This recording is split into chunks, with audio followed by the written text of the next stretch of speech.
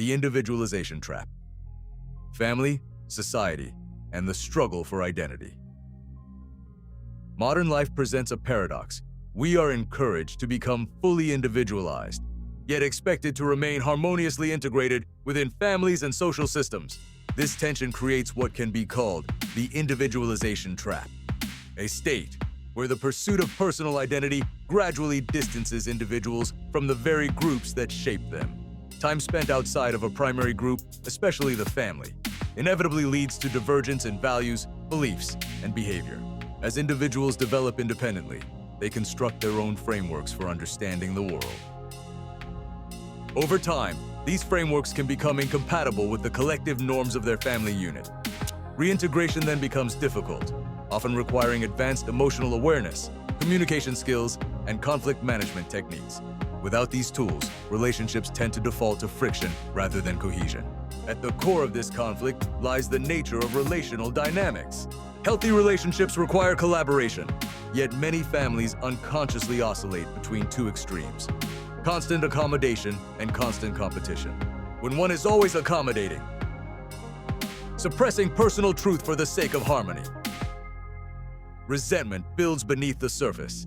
On the other hand, when relationships become competitive, individuals fight for dominance, validation, or control, leading to open conflict. Neither extreme sustains long-term stability. True balance requires intentional cooperation, where individuals can assert themselves without destabilizing the group. This raises a fundamental question: who decides who is in control? In traditional family systems, authority was often clearly defined, typically hierarchical. In modern families, however, authority structures have become blurred. Parents, children, and even external influences compete in shaping values and behavior. As a result, power becomes diffuse, and conflicts over control become more subtle, often manifesting as emotional tension rather than explicit confrontation. Ideally, the family functions as a support structure, a stable foundation from which individuals can grow, explore, and return when needed. Yet, when the family becomes fragmented or overly controlling, it fails to fulfill this role. Instead of providing security, it may become another source of stress or identity conflict. This ambiguity extends to the role of children within the family. From a purely biological perspective, reproduction ensures the continuation of genetic material. But this explanation feels insufficient on its own. Children are not merely carriers of DNA. They are developing consciousnesses shaped by environment, culture, and experience. The deeper question becomes, to what end are we raising them? Is it for survival, legacy meaning, or simply participation in a larger system? That larger system increasingly includes institutional education. When children are placed in public schools and other structured environments, they are exposed to standardized forms of knowledge and cultural conditioning. While this system aims to create functional members of society, it also raises concerns about influence and control. If identity is shaped by repeated exposure to ideas, then those who design the system inevitably shape the minds within it. In this sense, influence shifts away from the family and toward broader institutions. Historically, religion played a dominant role in this conditioning process, offering moral frameworks and a shared sense of meaning.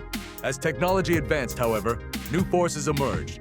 Television, film, music, and now social media have become powerful agents of influence, arguably surpassing traditional institutions in their reach and impact. These mediums do not just entertain. They subtly define norms, values, and aspirations, often without conscious awareness from the individual. As these external influences grow stronger, the traditional family control structure appears to weaken. The family is no longer the primary source of identity formation. In some cases, it begins to feel as though the family VIS role has been reduced to a functional one, producing individuals who will eventually integrate into the economic and social machinery of society. This perspective frames the family less as a sacred unit of meaning and more as a node within a larger system of production and continuity. In response to this, some individuals turn inward, seeking what might be called radical truth, a commitment to self-awareness and self-acceptance that exists independently of external validation. This path emphasizes understanding oneself without distortion, even when that truth creates discomfort or distance from others. It is a form of resistance against unconscious conditioning.